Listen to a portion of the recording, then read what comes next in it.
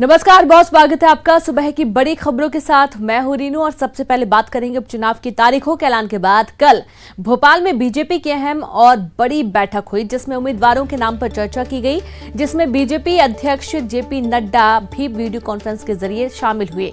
वहीं सीएम शिवराज के साथ सिंधिया, कैलाश विजयवर्गीय समेत तमाम बड़े नेता भी शामिल हुए, जिसके बाद ये बताया जा रहा है कि बीजेपी ने 25 सीटों पर उम्मीदवारों के नाम लगभग तय कर लिए हैं, जिसमें कांग्रेस से बीजेपी में आए नेताओं को टिकट मिलना भी तय माना जा रहा है। इस बैठक में सीटवार उम्मीदवारों के नाम पर भी चर्चा की गई और साथ ही ये भी तय किया गया है कि जिस सीट पर पार्टी कमजोर नजर आ रही है वहां बड़े नेताओं को जिम्मा दिया जाएगा।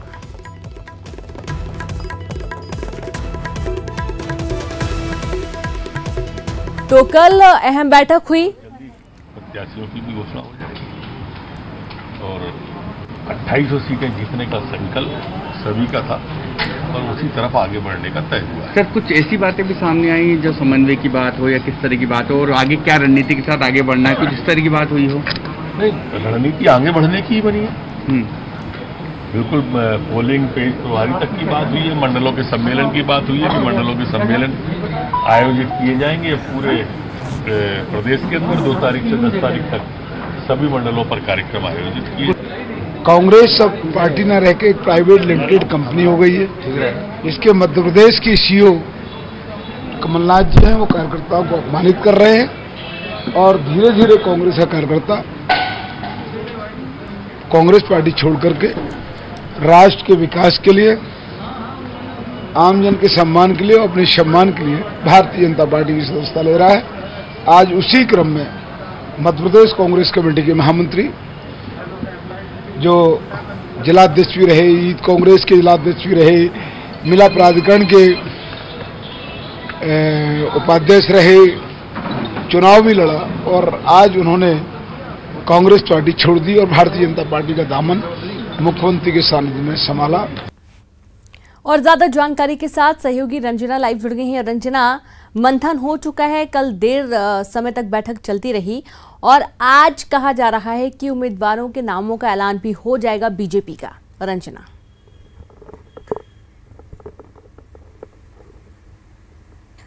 जी ने बिल्कुल, बीजेपी चुनाव प्रबंधन समिति की बैठक हुई और बैठक में मंथन चला।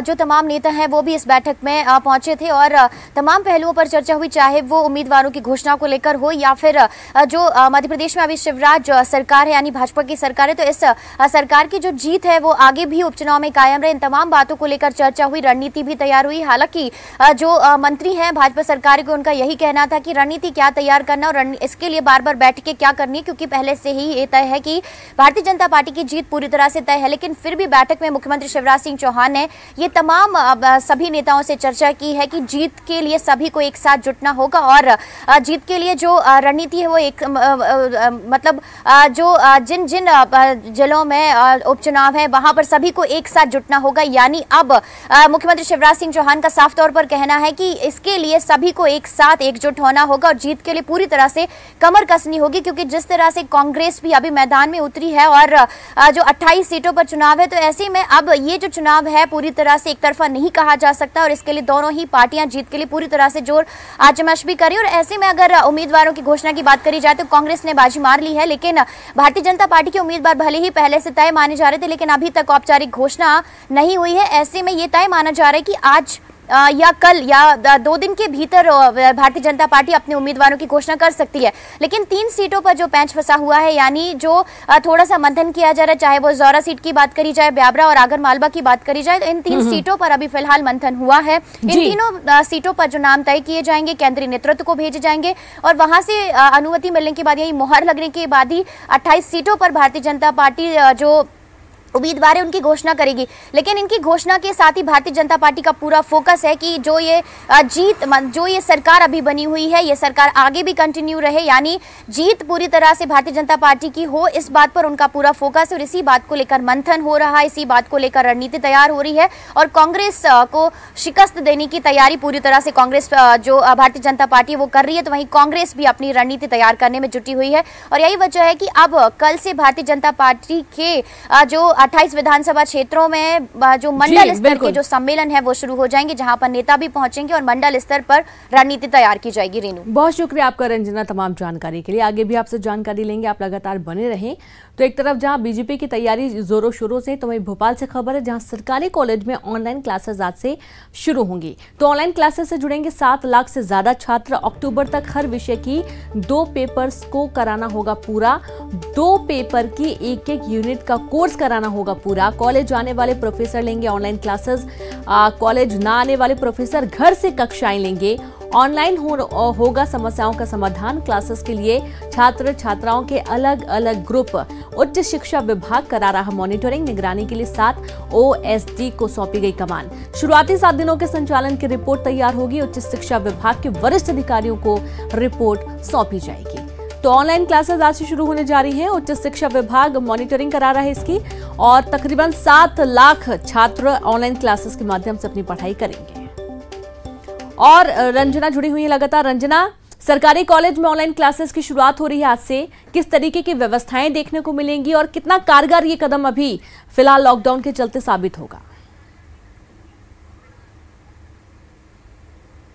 जी रेनू, बिल्कुल। अगर बीते कुछ महीनों की बात करी जाए तो स्कूल कॉलेज पूरी तरह से बंद हैं और कॉलेजों में अब आज से ऑनलाइन क्लासेस की शुरुआत हो रही है। यानी कि उच्च शिक्षा विभाग ने इसके लिए पूरा खाका तैयार किया कि किस तरह से ऑनलाइन क्लासेस में स्टूडेंट बैठकर पढ़ाई करेंगे और किस तरह से उनकी मॉनिटरिंग की जाएगी। यानी स्टूडेंट जब घर से ऑनलाइन क्लासेस में जुड़ेंगे तो प्रोफेसर्स का जो टाइम टेबल है वो तैयार किया गया। यानी अल्टरनेट डेज पर जो प्रोफेसर्स हैं वो कॉलेज पहुंचेंगे और कॉलेज पहुंचकर स्टूडेंट्स की क्लासेस लेंगे। और इसको लेकर भी जो तैयारियां हैं वो की गई। यानी जो प्रोफेसर्स अभी कंटेनमेंट जोन में हैं या वो अभी कॉलेज नहीं पहुंच पा रहे हैं तो घर से ही उनको ऑनलाइन क्लासेस लेनी होगी। ऐसा नहीं होगा कि वो घर पर हैं तो संबंधित विषयों की वो क्लासेस नहीं ले सकेंगे। और दूसरी बात ये भी है कि समस्याओं के समाधान के लिए भी, यानी जो स्टूडेंट नियमित कक्षाओं में पहुंचेंगे उनका एक ग्रुप बनाया जाएगा और ग्रुप के माध्यम से ही स्टूडेंट्स की समस्याओं का समाधान किया जाएगा। और किस तरह से ऑनलाइन क्लासेस का संचालन हो रहा है, किस तरह से प्रोफेसर्स ऑनलाइन क्लासेस ले रहे हैं, किस तरह से पढ़ाई की जा रही है, स्टूडेंट्स की संख्या कितनी है,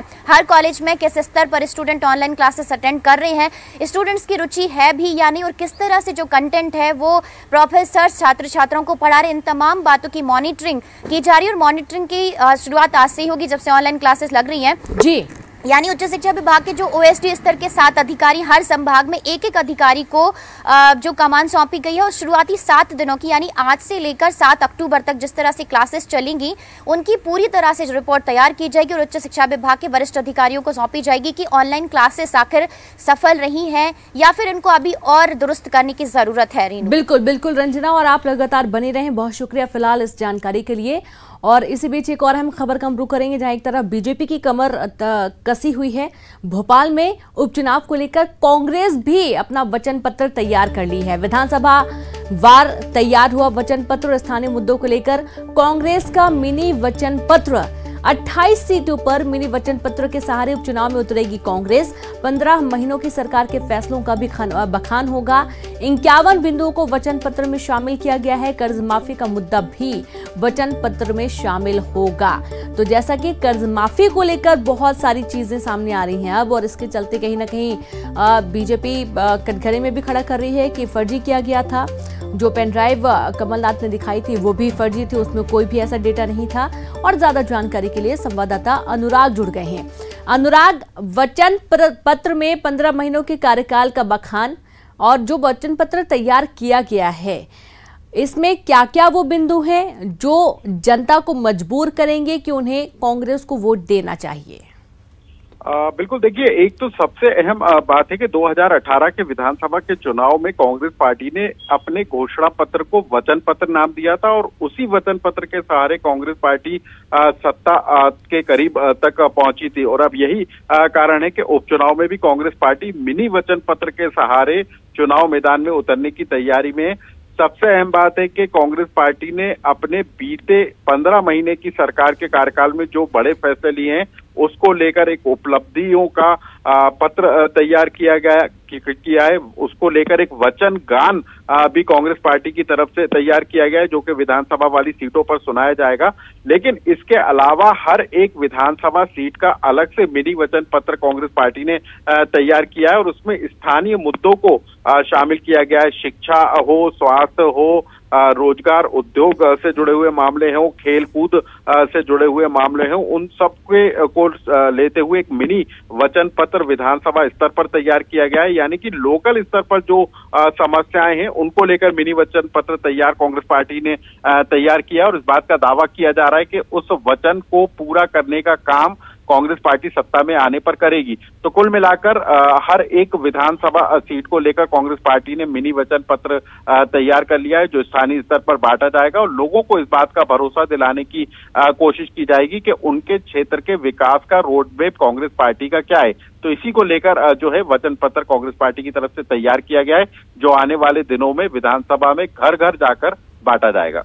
चलिए, बहुत शुक्रिया आपका अनुराग तमाम जानकारी के लिए। तो इस तरीके से घोषणा पत्र को वचन पत्र का नाम 2018 के विधानसभा चुनाव में कांग्रेस ने दिया था और एक बार फिर से मिनी वचन पत्र, जिसमें तकरीबन 51 बिंदु शामिल, उसको लेकर अब 28 सीटों के लिए मिनी वचन पत्र तैयार कांग्रेस ने किया है।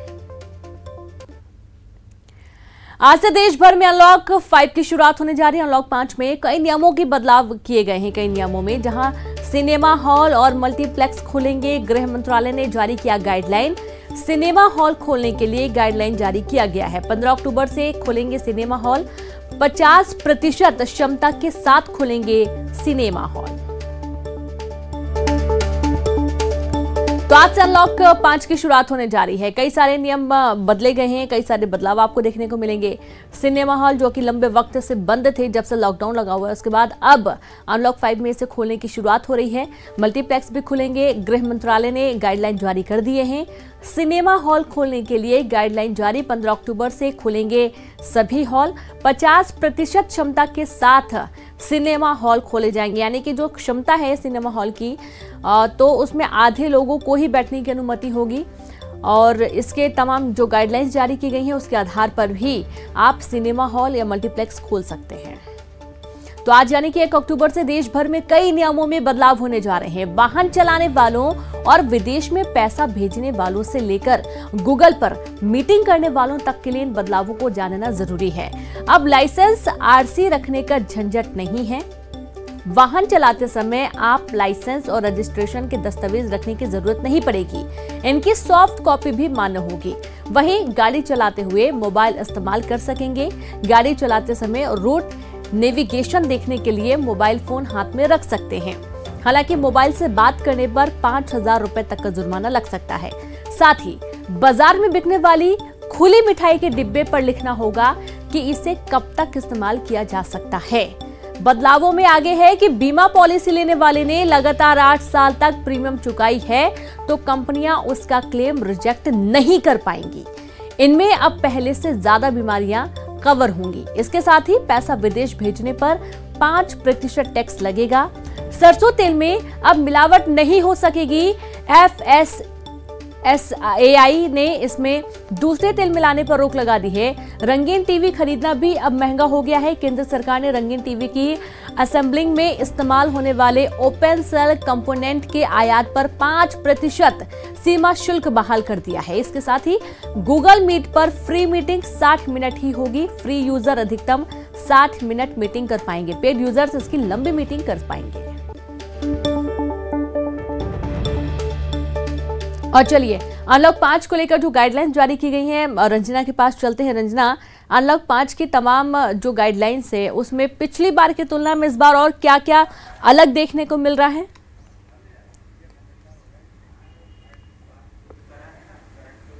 जी बिल्कुल, अनलॉक 5 में बहुत सारी रियायतें हैं जो कि दी गई हैं और खास करके अगर सिनेमा हॉल संचालकों की बात करी जाए तो सबसे बड़ी राहत इन्हीं के लिए, क्योंकि बीते 6 महीनों से जो प्रदेश भर के साथ ही देश भर के जो सिनेमा हॉल हैं वो बंद है। यानी मल्टीप्लेक्स में ना तो कोई भी जो दर्शक है वो पहुंचे, ना ही किसी भी तरह से कोई मूवी का प्रदर्शन हुआ है। तो ऐसे में जो सिनेमा हॉल संचालक है उनको करोड़ों का नुकसान हुआ। ऐसे में राहत उनके लिए जरूर कही जा सकती है, क्योंकि 15 अक्टूबर से अगर ये जो फैसला है फिर भी केंद्र सरकार ने राज्यों पर छोड़ा है कि अगर वो चाहे तो इसको लेकर अपने स्तर पर फैसला ले सकते हैं, यानी खोलना चाहें तो खोल सकते हैं, और अगर नहीं खोलना चाहें, थोड़ा और समय लेना चाहें तो अभी फिलहाल ये और बंद रह सकते हैं। लेकिन 15 अक्टूबर तक ये माना जा रहा है कि सिनेमा हॉल प्रदेश भर में खोले जा सकते हैं, और लेकिन इसके लिए भी जो 50% दर्शकों की क्षमता है वो तय की गई, यानी जो सीट है उसमें 6 गज की दूरी अनिवार्य रहेगी, यानी कोरोना संक्रमण को रोकने के लिए जो गाइडलाइन है उसका पालन जरूर सिनेमा हॉल संचालकों को करना होगा।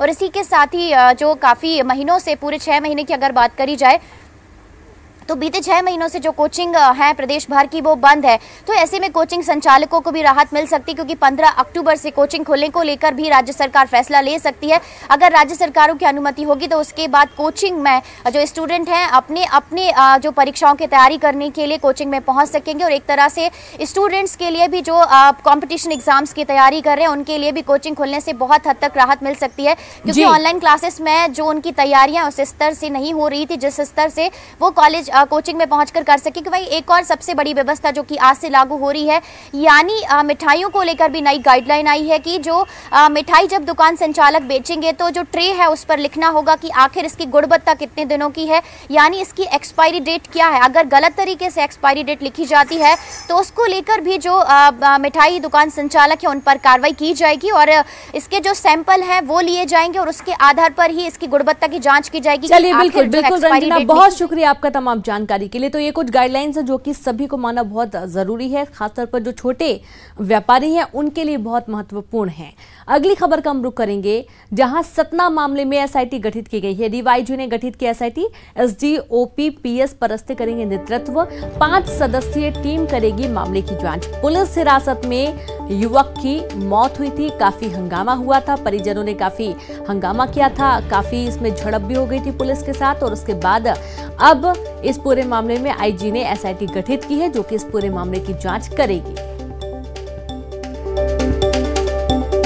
तो 5 सदस्यीय टीम करेगी मामले की जांच, और मामले की जांच के दौरान जो तमाम बिंदु हैं, जो आरोप लगा रहे हैं परिजन कि युवक के साथ बेरहमी से मारपीट की गई है या तो उसकी हत्या की गई है, इन तमाम पहलुओं के आधार पर अब जांच होगी। सतना मामले में एसआईटी गठित, डीवाईजी ने ये एसडीओपी पीएस परस्ते इसका नेतृत्व करने वाले हैं।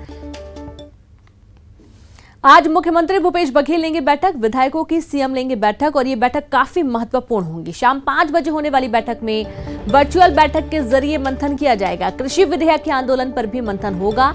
कृषि विधेयक महत्वपूर्ण मुद्दा इस वक्त देखा जा रहा है, क्योंकि इसमें जो बड़ी संख्या में किसान हैं वो जुड़े रहेंगे। हालांकि जैसे छत्तीसगढ़ में सबसे ज्यादा जो धान होता है अब वो पूरे देश में सप्लाई किया जाता है, लेकिन अब चूंकि खुला बाजार है मंडियों की, हालांकि इसमें बहुत सारे बिंदु केंद्र सरकार ने भी रखे हैं, लेकिन फिर भी किसानों का ये कहना है कि उनके हित में ये फैसला नहीं है, और लगातार कांग्रेस सरकार इसका विरोध करती आ रही है।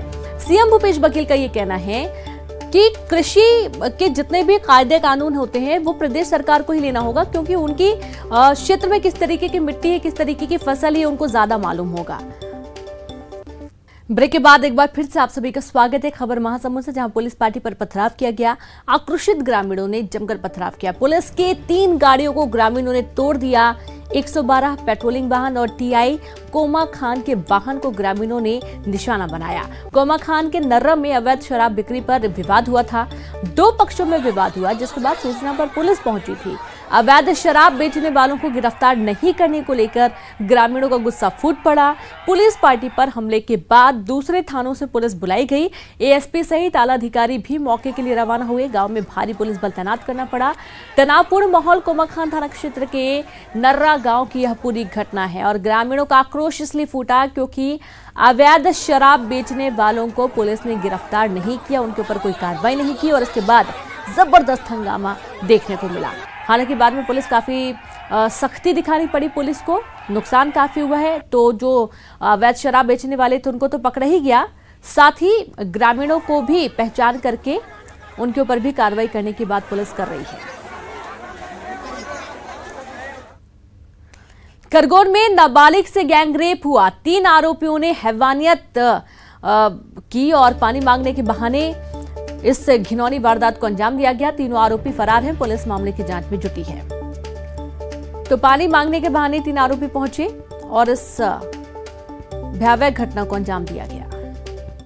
एक घटना हुई थी जिसकी जानकारी जब पुलिस को प्राप्त हुई, उसमें बताया गया है कि एक नाबालिग बच्ची थी, वो अपने भाई के साथ अपना टापरी में रह रही थी। तो रात में उसका कहना है कि 3 लोग आए और उसके भाई पे पहले डंडा मारा, तो भाई वहाँ से निकल गया और मदद लेने के लिए, और उसके बाद जो उसने बताया कि 3 लोग उसको खेत में ले गए, वहाँ उसके साथ दुष्कर्म किया। और शिवपुरी जिला चिकित्सालय वैसे ही अपनी टीम की अनोखी करतूतों के कारण प्रदेश भर में चर्चित है। अब जो वीडियो सामने आया है उसके अनुसार जिला चिकित्सालय में एलोपैथी विधि ही नहीं बल्कि सवारी बुलाकर भभूति देकर भी इलाज चलता है। जिला चिकित्सालय के प्रसूता वार्ड में एक महिला बाकायदा कुछ महिलाओं को घेर कर बैठी है, जिनमें जिला चिकित्सालय के प्रसूता वार्ड में भर्ती प्रसूता भी शामिल है। वो महिला पहले तरह तरह की आवाज निकालती है, भभूति बांटती है और जो महिलाएं हैं भभूति पाकर खुश भी होती हैं, सुकून की सांस लेती हैं और साथ ही सिर में भी लगाती हैं, उसका प्रसाद के रूप में सेवन भी करती हैं। चिकित्सा स्टाफ उन्हें पुलिस की धमकी देता है, लेकिन कोई पुलिस नहीं पहुंचती है, न ही अस्पताल प्रबंधन को यहाँ इस घटनाक्रम की जानकारी देना उचित समझता है। कुल मिलाकर कोरोना काल में जिला चिकित्सालय में भभूति से इलाज का यह अनोखा मामला सामने आया है, वो भी जिला चिकित्सालय में, जहां पूरा इलाका सीसीटीवी कैमरे से लैस है। महासमुंद से खबर है, जहां पर पुलिस पार्टी पर पथराव हुआ है। आक्रोशित ग्रामीणों ने जमकर पथराव कर दिया। पुलिस की 3 गाड़ियों को ग्रामीणों ने तोड़ दिया। 112 पेट्रोलिंग वाहन और टीआई कोमा खान के वाहन को ग्रामीणों ने निशाना बनाया था। तो शराब बिक्री पर विवाद हुआ। 2 पक्षों में विवाद के चलते पुलिस मौके पर पहुंची थी।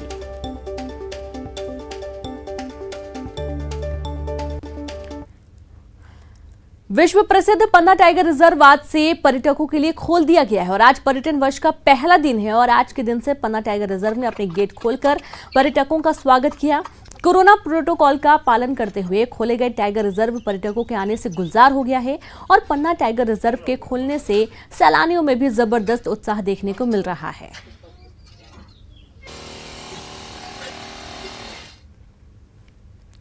महामहिम राष्ट्रपति का जन्मदिन, सीएम शिवराज ने ट्वीट कर राष्ट्रपति को बधाई दी। समाज के उत्थान के लिए काम करने की आपकी विनम्र शैली हम सभी को राष्ट्र व जनसेवा के लिए प्रेरित करती है। सीएम ने ट्वीट कर राष्ट्रपति के स्वस्थ जीवन की कामना की। हम सब पर आपका आशीष ऐसे ही बना रहे।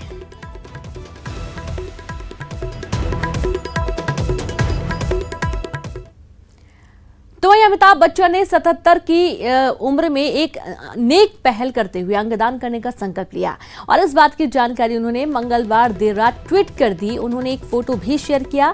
उनके कोट पर हरे रंग का रिबन लगा है जो कि अंगदान के संकल्प का प्रतीक है। बच्चन ने अपने ट्वीट में लिखा, मैं अंगदान का संकल्प ले चुका हूं और इसकी पवित्रता दिखाने के लिए हरे रंग का रिबन लगाया हूं।